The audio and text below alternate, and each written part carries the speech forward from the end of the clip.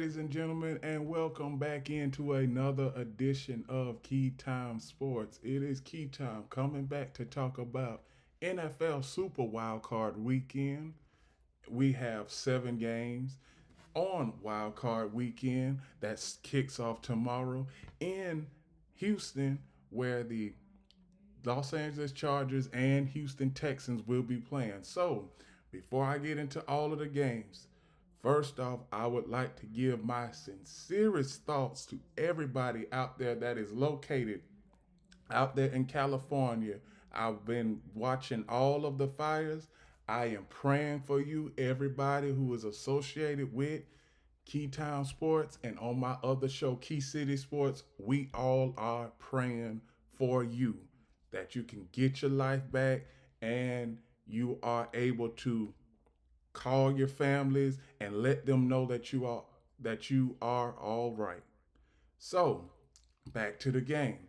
The Los Angeles Chargers and the Houston Texans. So, Justin Herbert, he had a decent season, decent regular season. You see his stats right here. You also see Taylor Heineke, he was in the fold.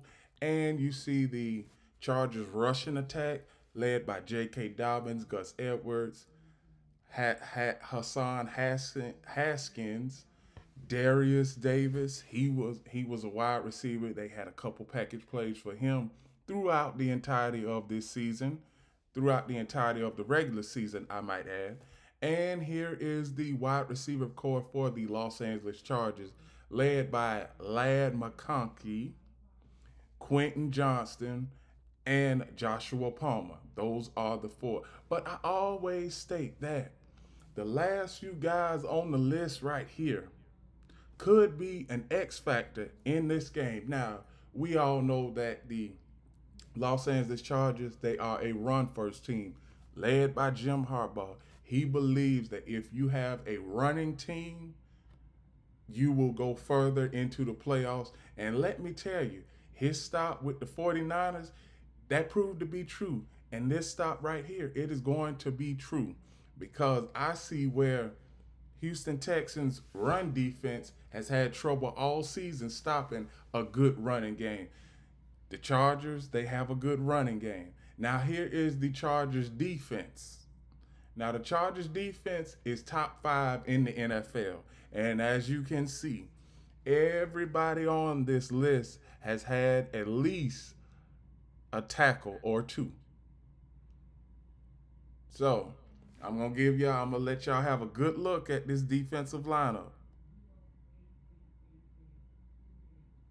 Now we get to where the the Los Angeles Chargers, where their offense has scored as far as a team.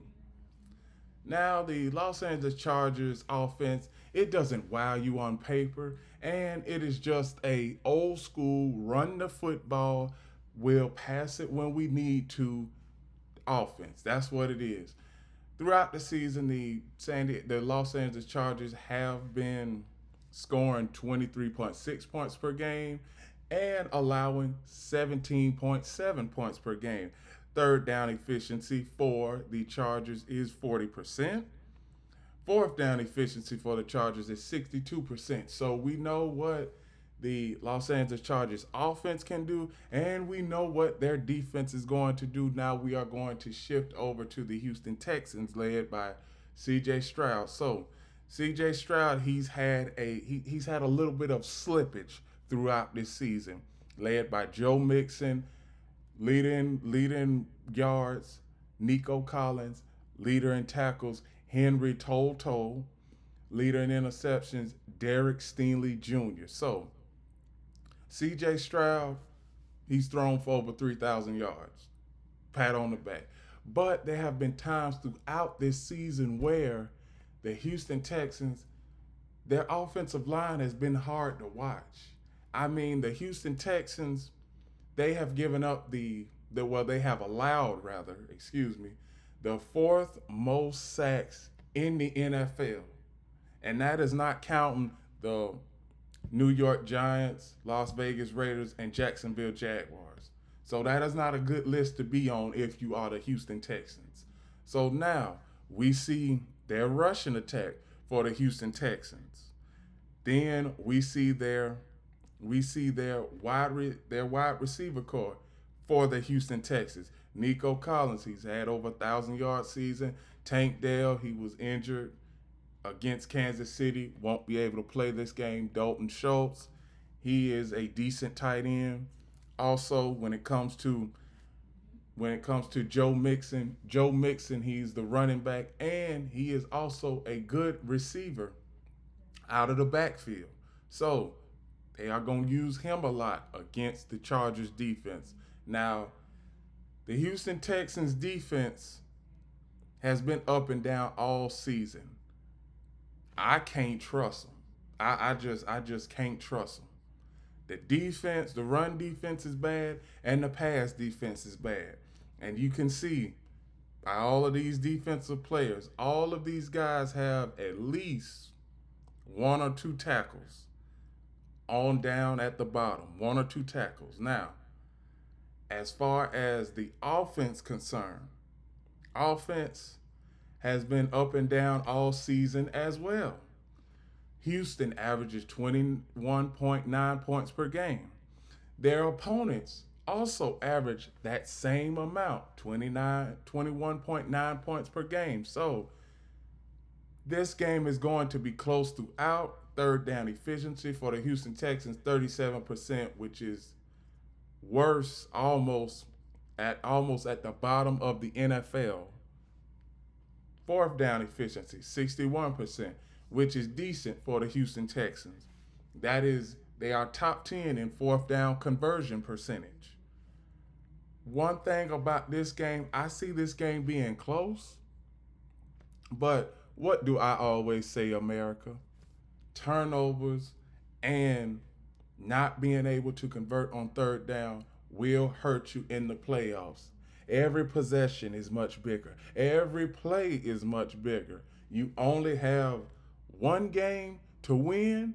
If you lose that, you're going home. And if you win it, you are going on to the next round. So, this game, I have the Los Angeles Chargers winning this game because I just don't think that the Houston Texans, they have had injuries on the defensive side of the ball and the offensive side of the ball. I don't think that they are going to be able to overconquer those injuries in this game. And the Chargers, offensively, they have the better running game than the Houston Texans. They do. So I'm gonna go. Excuse me. So I'm going to go with the Houston Tech. Excuse me.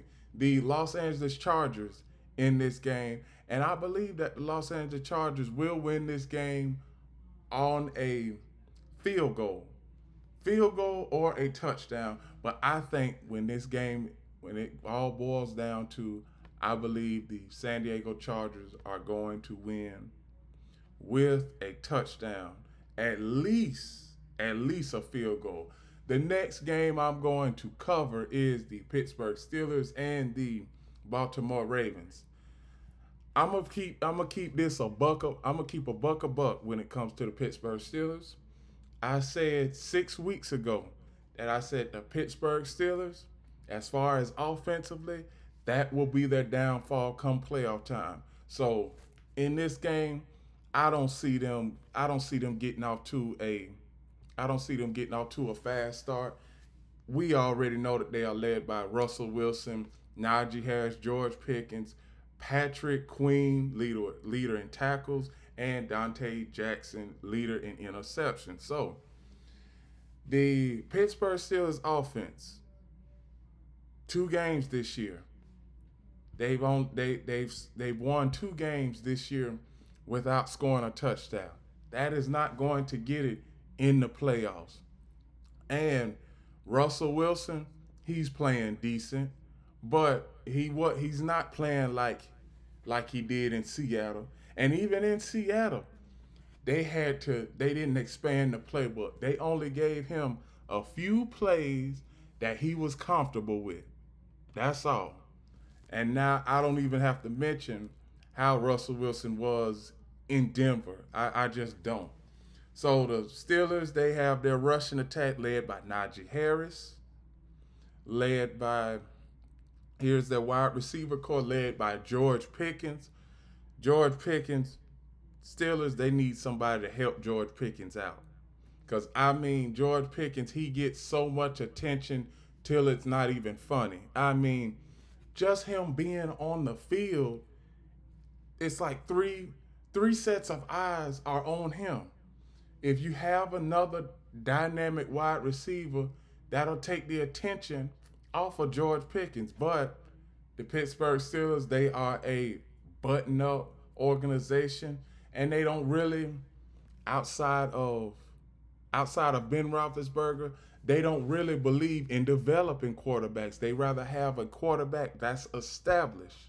But in this day and time, you need a quarterback that is going to stay with you for at least 5 to 7 years. I mean, ever since Ben Roethlisberger retired, it's been Mason Rudolph, Mitchell Trubisky, Kenny Pickett, and the list just goes on and on. And you can see why the Pittsburgh Steelers haven't had any consistency at the quarterback position. And then throughout this season, they put in Justin Fields at the start of the season. Then week 8, week 9, took him out of the fold, put in Russell Wilson. And that's what has led us to here. So now the Pittsburgh Steelers defense, top 5 defense in the NFL. But against a team like the Baltimore Ravens, and the Baltimore Ravens have that bell cow. Like I've been saying, it's going to be tough for the Pittsburgh Steelers defense to contain Derrick Henry. Now, Pittsburgh Steelers offense, like I've been saying throughout the entirety of this season, the Pittsburgh Steelers offense averaged 22.4 points per game. Opponents average 20.4 points per game. So they are allowing as many points as they put up. That is going to hurt you in the long run. And I believe that's what this is going to do to them this weekend playing against the Ravens. So third down efficiency for the Pittsburgh Steelers, 39%. Fourth down efficiency for the Pittsburgh Steelers is 38%. So offense has been sputtering throughout this entire season. And I'm also hearing things about, is Mike Tomlin on the hot seat? I had this come across my dashboard earlier this week, ladies and gentlemen. Ladies and gentlemen, one thing I can say is that Mike Tomlin, he hasn't had a losing season at all during his coaching career. But then when we get to the playoffs, we see that he has a 8-10 record in the playoffs. So that's not looking too good. And he only has one Super Bowl. And that Super Bowl was 16 years ago versus the Arizona Cardinals when Kurt Warner, Larry Fitzgerald, Anquan Bolden, all of those guys were still at their prime and in the peak of their prime. But now, sometimes the Pittsburgh Steelers are hard to watch. They really are. And they are going to have a tough time battling against a Baltimore Ravens team led by Lamar Jackson. And we all see what Derrick Henry has done throughout the regular season. Zay Flowers will not be playing in this game, everybody. Injury news came out yesterday. Was not yesterday, but Wednesday. Zay Flowers will not be playing. So we know what Lamar Jackson has done throughout the entirety of this season. The rushing attack for the Baltimore Ravens led by Derrick Henry, that 250-pound bell cow Derrick Henry. So now, the Ravens, what they need to do is give the ball to Derrick Henry, because in games where they give the ball to Derrick Henry and he averages 90 yards, he gets 90 rushing yards, they are a undefeated 10-0 this season. in games where he doesn't get 90 yards, 90 plus yards rushing. They are they are 6-5. So the Ravens, you know what you need to do. Raven fans, tell your offensive coordinator in short yardage situations, give Derrick Henry the ball, whether it's 3rd and 2, 4th and inches, or 3rd and inches. Give Derrick Henry the ball, and he will give you those yards. Now, the wide receiver core for the Baltimore Ravens, led by Zay Flowers, he won't be playing. Rashad Bateman, Mark Andrews, Justice Hill, Isaiah Likely. Now, Isaiah Likely, I believe he is going to have a breakout game this game because ever since the start of the season when they first played the Kansas City Chiefs, we kept on hearing Isaiah Likely, and then there was a point at the midway point of the season where he started to go cold as far as him being used in the offense. But now, since Zay Flowers is out for this game, Isaiah Likely, he is going to be the dominant factor when it comes to the Baltimore Ravens passing game. He is. He is because outside of Mark Andrews, he is a decent player, but Isaiah Likely, he has caused problems for opponents who is not prepared for him. And also the Baltimore Ravens defense now. Baltimore Ravens, they have a better defense than the Pittsburgh Steelers. And you can see, led by Roquan Smith, and then the list just goes on and on and on. And you can see where everybody on the defense has a tackle, at least one tackle. Now, when we look at the Baltimore Ravens offense, we see where they average 30 points per game. Their opponents average 21 points per game. Third down efficiency for the Baltimore Ravens offense is 48%. Fourth down offensive efficiency is 53%. And the opposing offenses have not had a good day versus the Baltimore Ravens defense, with it being 39% offensive efficiency as far as the opposing quarterback, and 42% offensive fourth down offensive efficiency for the opposing team's quarterback. So I got the Baltimore Ravens winning this game by 10 points because the Pittsburgh Steelers offense is putrid, it's anemic at times, and it is downright horrifically awful. So I got the Baltimore Ravens running over the Pittsburgh Steelers and getting a 10-point win Saturday night. The next game I'm going to cover is the first game of the Sunday slate, the Denver Broncos versus the Buffalo Bills. Now, congratulations to all Denver Bronco fans. This is the first time in about 10 years that you have made it to the playoffs. Bo Nix, is he the rookie of the year? It's between him and Jaden Daniels. Bo Nix, he had a great season, a great regular season. He threw for over 3,000 yards. The leading rusher, Jatavion Williams. Leading receiver, Cortland Sutton. Leader in tackles, Brandon Jones.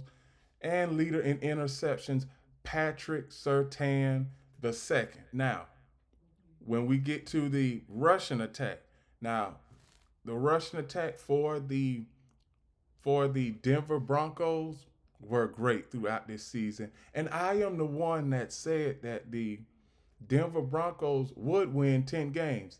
Obviously, I did not put playoff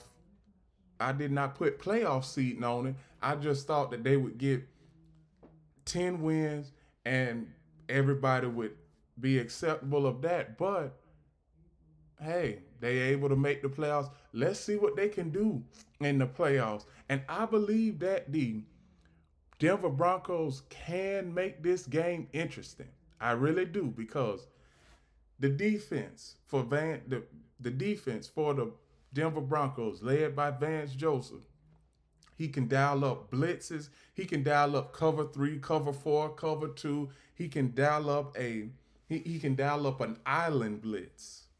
And what I mean when I say an island blitz, meaning that both corners are standing on an island. It's almost like it's man-to-man coverage, and you only seeing 3 guys, but you drop 8 into coverage. You see that you drop 8 into coverage, and you just let everybody else cover who they need to cover, and whoever gets the ball, everybody needs to go and tackle that guy. That's what it is when it comes to the Denver Broncos. Now, Denver Broncos are not a pushover in this game. Here is their rushing attack. Here is the Broncos wide receiver core.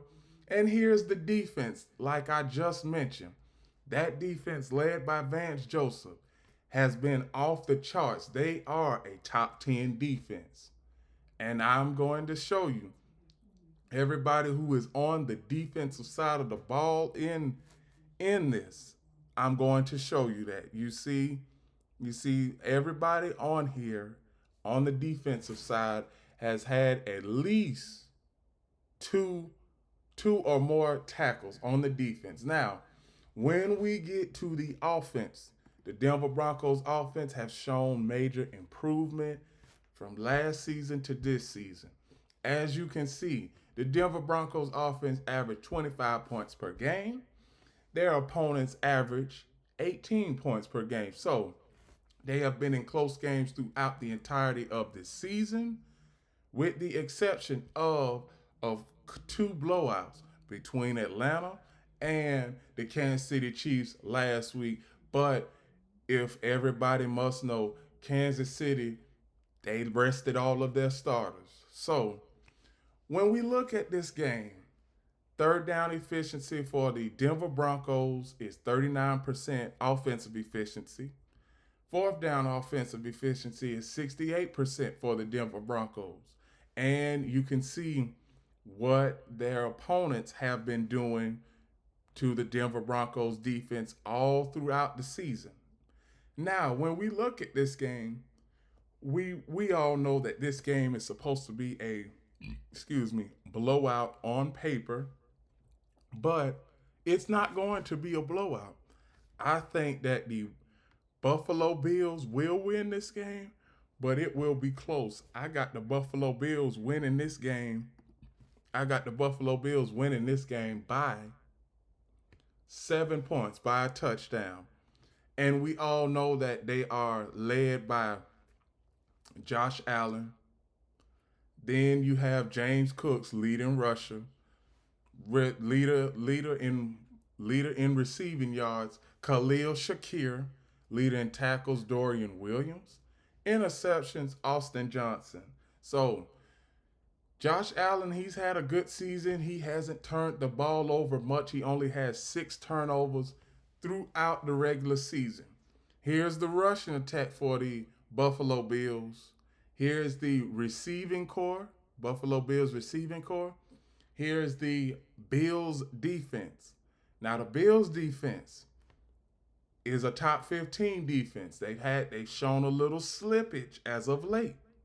But in this game, one game, it's in Orchard Park, playing at home, Western New York, and I don't know if there will be snow in this game, but obviously weather is not a factor because the Broncos are in a cold weather climate. But one thing that factors into this game is that Buffalo is a tough place to play. That home field advantage, and when you have that crowd, and that crowd is just like, it sounds like they are so close on the field, every opponent that comes into Buffalo has had a tough time playing the Buffalo Bills. Even though that sometimes the road team that comes into Buffalo might win, they still have a tough time playing against the Buffalo defense and playing against the Buffalo crowd. So this game, I have the Buffalo Bills winning this game by 7 points. At least, and I do mean at least, if it's not 7 points, it will be at least 3 points because this game is going to be close. Turnovers are a big factor in this game. Turnovers are a big factor in this game. So, the next game I'm going to cover is the Green Bay Packers and the Philadelphia Eagles. Green Bay defense has been sputtering throughout this season. They really have. And Jordan Love, he's had a decent season. Josh Jacobs has had a good season. Jaden Reed, he had a good season. Quay Walker, leader in tackles. Xavier McKinney, leader in interceptions. So, Jordan Love, he's had a good season. The rushing attack for the Green Bay Packers, you all see the rushing attack for the Green Bay Packers. Now let's show you the wide receiver core for the Green Bay Packers. And this is what they have done throughout the season. As far as the Green Bay Packers concerned, their offense has been decent, and their defense at times seems like they can't stop a runaway train. I mean, there have been times where the Green Bay Packers, they've allowed 30 points on 3 separate occasions throughout this season, and you're playing against a team in the Philadelphia Eagles, that have averaged 28 points per game. So this is the Green Bay Packers defense right here.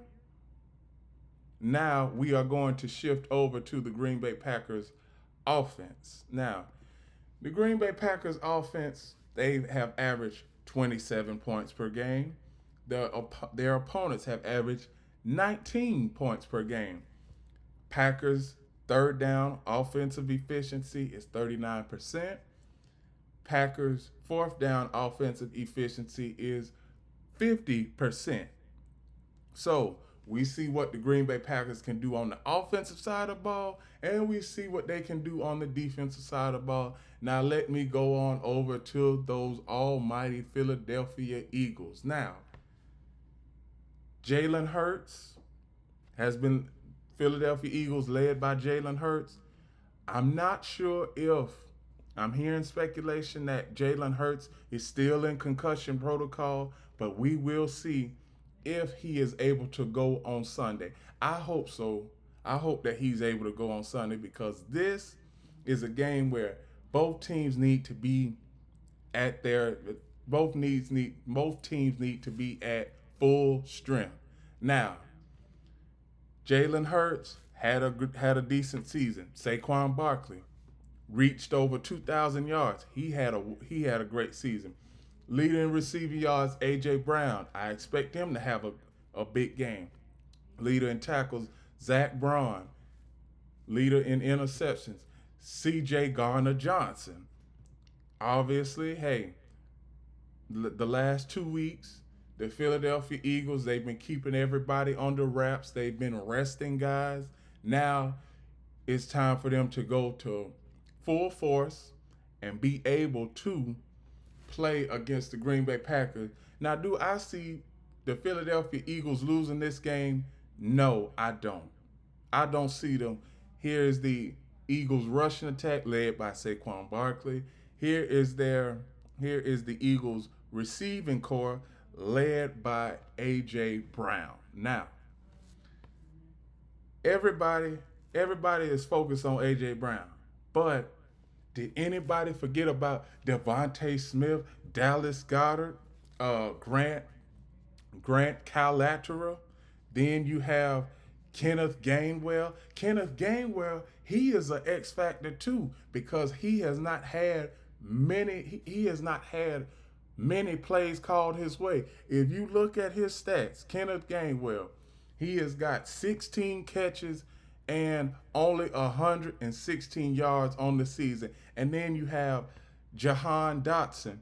He's only got 216 yards receiving on the season. So both of these guys right here are X factors in this game, and that's what I like to do. This is the reason why I like to give you all the entirety of the roster going into a playoff game, because there are players that most people haven't heard of throughout the season. And here is the Eagles defense led by Zach Braun. And as you can see, the following names.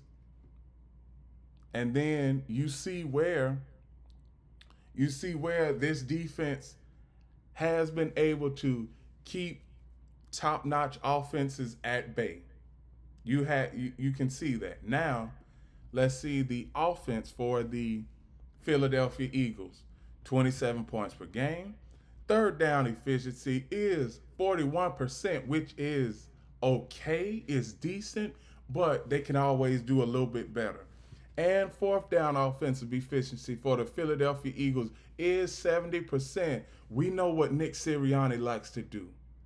Nick Sirianni, he almost reminds me of Dan Campbell. If it's fourth and short, you call that play the tush push to get your guys maybe 1 or 2 yards. I wouldn't be surprised if the Philadelphia Eagles, if they get into a short yardage situation, I wouldn't be surprised if they use the play tush push up the middle. So this game, I see the Philadelphia Eagles hold and serve at home, and making the Green Bay Packers fans go back to Green Bay, Wisconsin with their cheese heads on their head, with their heads hanging low. Now, everybody in Philadelphia, please, please bet accordingly, because this game is going to be close. And like I've always been saying, turnovers and not being able to convert on third down will lose you the game. So I got the Philadelphia Eagles flying high and winning this game on Sunday. The next game I am going to cover is the Washington Commanders and the Tampa Bay Buccaneers. All you Commanders fans out there, congratulations. This is the best season that you have had. This was the best regular season that you had since 1991. Do I really need to go and give everybody a history lesson of what has transpired from 91 until now? Okay, 1991, the beeper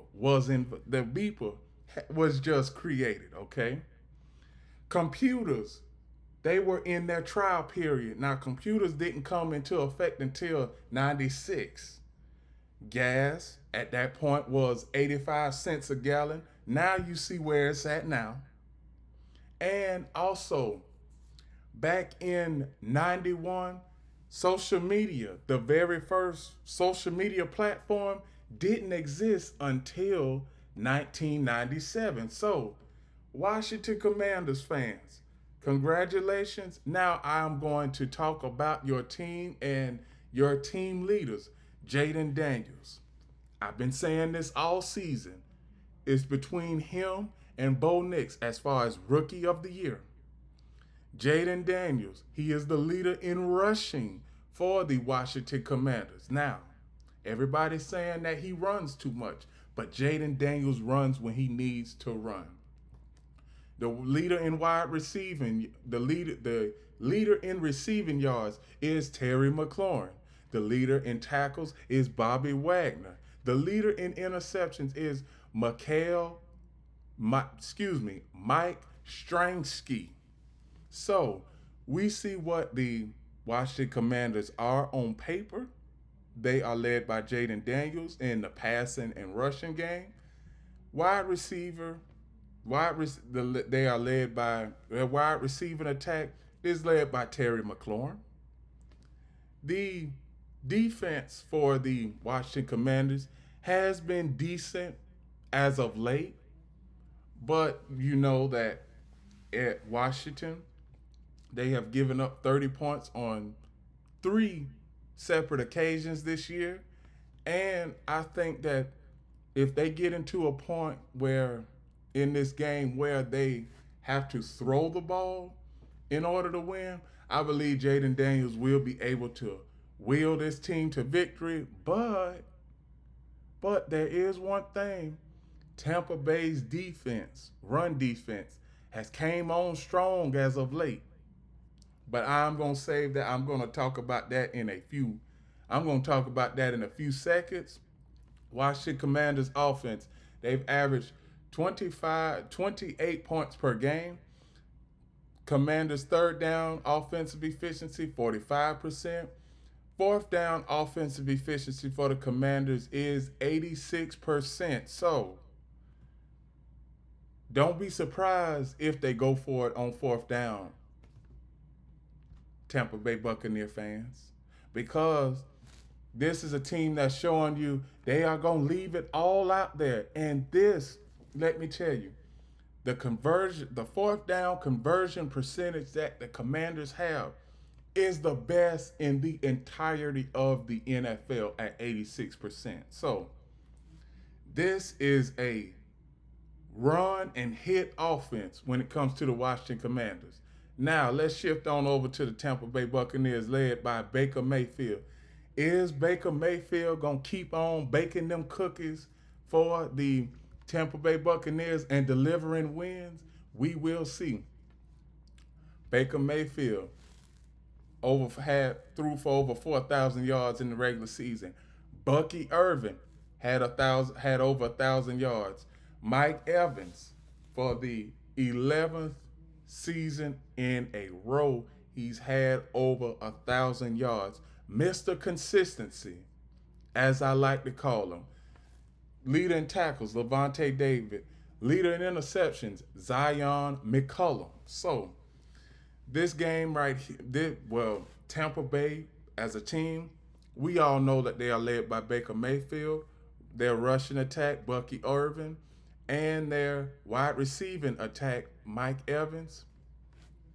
They are led by Lavonte David on defense. Now, this game is going to be close. This game is going to be close. I just believe that the Tampa Bay Buccaneers, I think that they are going to force Jaden Daniels into a mistake or two. And I think that will be the reason why the Tampa Bay Buccaneers win. Because let's just say this game might be an offensive shootout, but it is going to be close no matter what. Whether it's a defensive struggle or an offensive shootout, it is going to be close, people. Tampa Bay Buccaneers offense averages 29 points per game.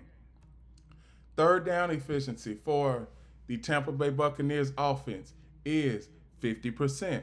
Fourth down efficiency for the Buccaneers offense is 64%. So now, when we see both of these teams, they are pretty much the embodiment of each other. They play to their exact same style, and they have a dominant defense on both teams.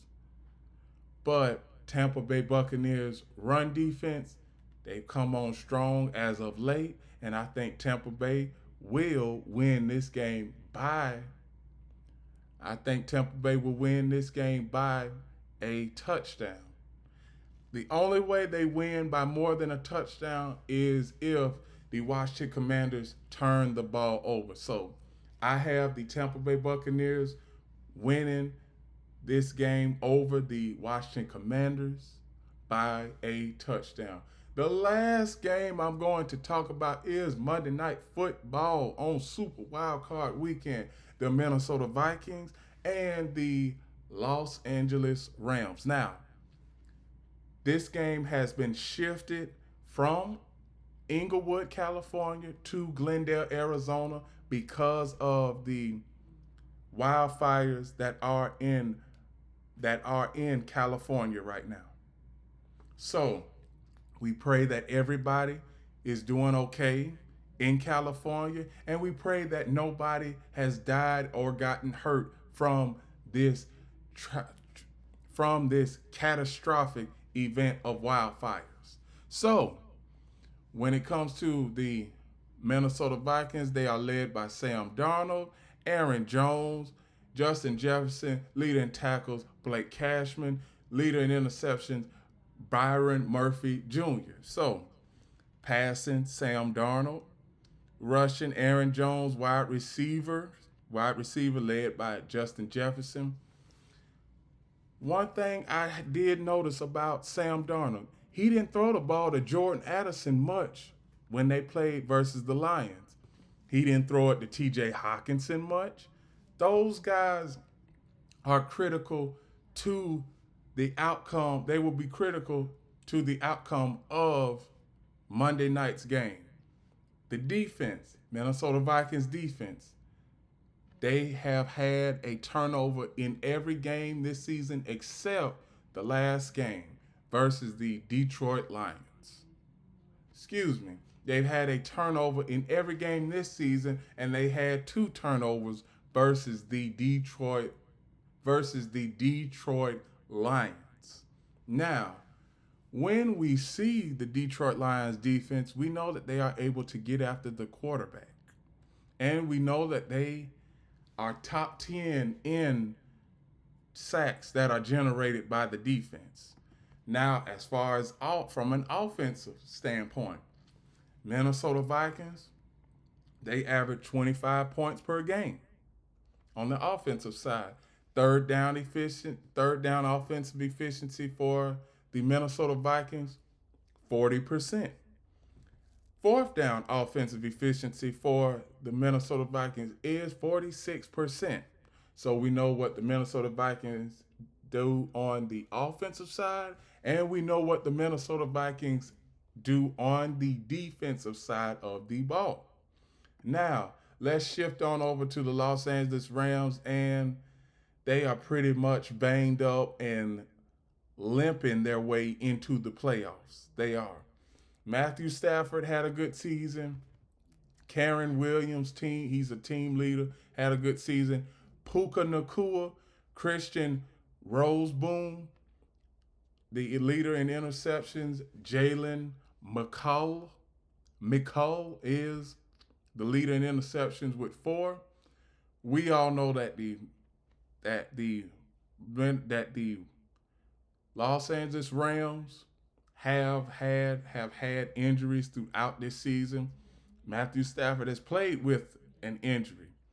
Now we see where the rushing attack is. We see where the wide receiving core, who it's led by Puka Nacua. Cooper Kupp has had an underperforming season. He has. Also, the defense.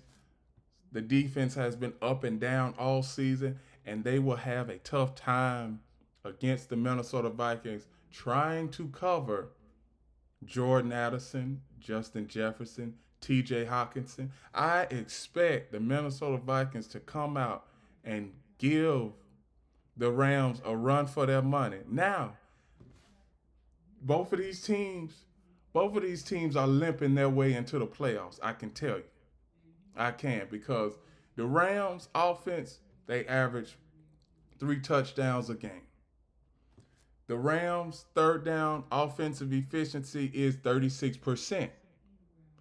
Fourth down offensive efficiency for the Rams is 66%. Now, who do I have winning this game? I have the Minnesota Vikings winning this game because the LA Rams offense has been putrid throughout the last month and a half of the season, and they are running into a defense that emphasizes pressure on the quarterback and stopping the run. So I expect the Minnesota Vikings to win this game on Monday night and go on to the NFC divisional round. And with that, that is my outlook, and those are my predictions to Super Wild Card Weekend in the NFL. Please like, comment, share, subscribe, click the notification bell to get notified of all of my reaction videos and content and other content. Please like, share, and follow Key City Sports on TikTok. Let's keep our fingers crossed for TikTok today. And one last thing, the key is always on time.